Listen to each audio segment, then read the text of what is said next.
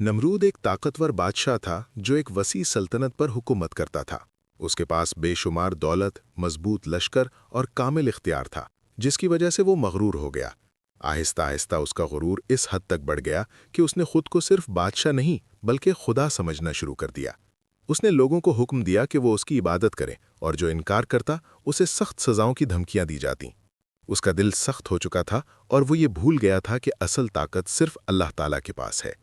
नमरूद के दौरे हुकूमत में अल्लाह ताला ने हज़रत इब्राहीम अलैहिस्सलाम को लोगों को हक की तरफ बुलाने के लिए मुंतखब फरमाया। हज़रत इब्राहीम अलैहिस्सलाम ने खुलेआम बुत परस्ती को रद्द किया और नमरूद के सामने झुकने से इनकार कर दिया।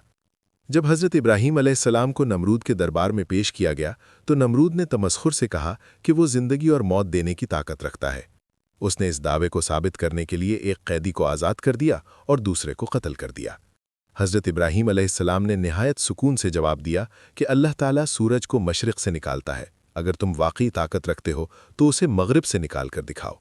ये सुनकर नमरूद लाजवाब हो गया और उसका झूठ सबके सामने जाहिर हो गया।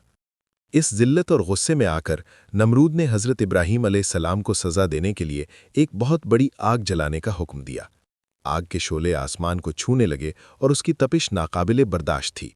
हज़रत इब्राहीम अलैहिस्सलाम को इस आग में डाल दिया गया, मगर उन्होंने पूरा भरोसा अल्लाह ताला पर रखा।